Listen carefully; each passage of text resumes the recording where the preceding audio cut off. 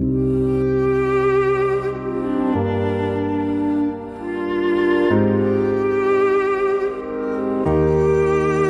on the beat.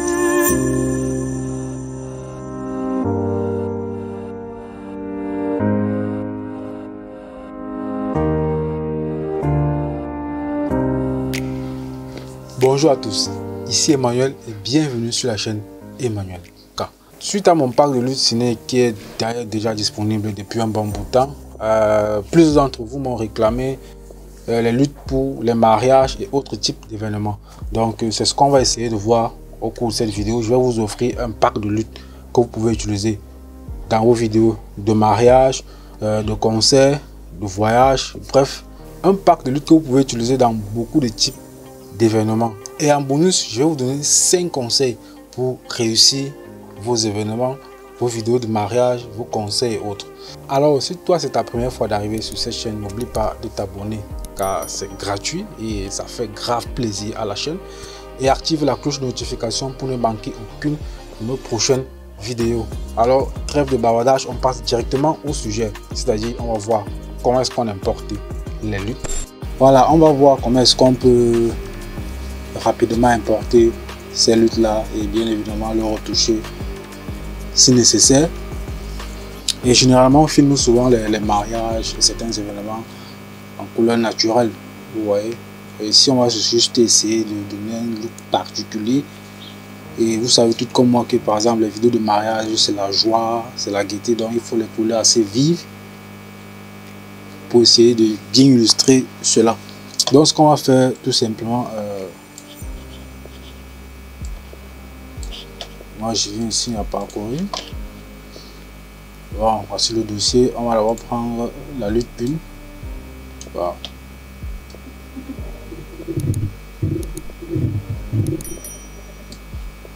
Moi j'adore ça. Très cool. Voilà, on va essayer le second.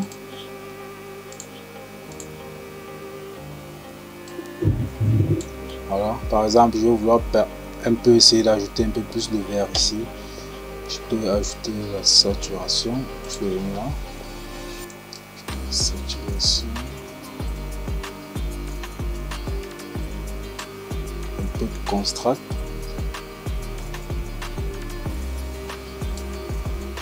Voilà, on a là quelque chose d'assez vivant et assez super cool, je trouve. Donc, on peut faire un avant, après, avant, après, avant, après. C'est super cool. Alors, on passe à la suivante.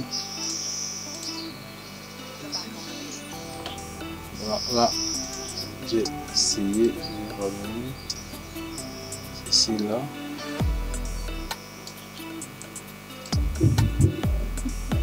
Voilà. Et enfin, je crois la dernière.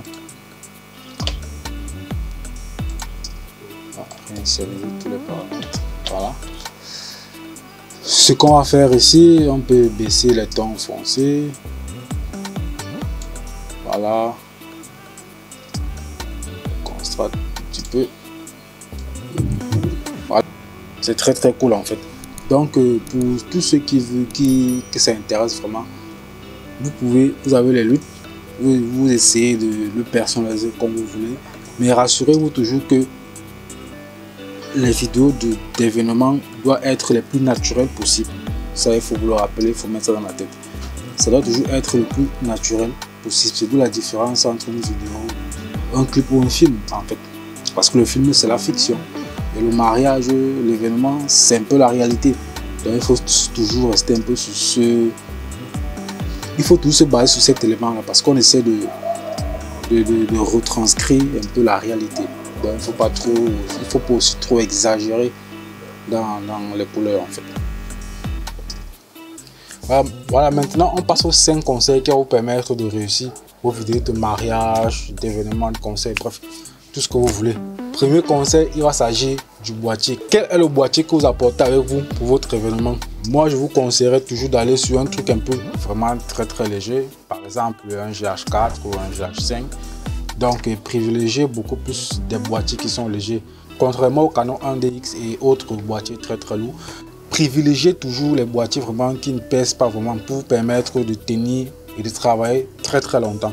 Le deuxième conseil, c'est la fréquence d'image. Je vous conseille de filmer vos événements en 50 images secondes. Pourquoi 50 images secondes? Tout simplement parce que si vous avez les ralentis et les accélérés que vous voulez faire en post-production, ça sera beaucoup plus fluide que si vous le faites à 25 images par seconde. Parce que pendant qu'un événement se passe, on n'avait pas dit aux gens par exemple de répéter une scène pour que vous le faites en slow motion et autres. Et c'est quasi impossible parce que quand on fait un événement, c'est rapide, ça s'enchaîne. Donc le mieux c'est de filmer en 50 images par seconde pour pouvoir soit le ralentir comme vous le voulez au montage, soit l'accélérer comme vous le voulez. Le troisième point va concerner les objectifs. Quand vous partez filmer un événement, je vous conseillerais beaucoup plus de prendre les objectifs zoom.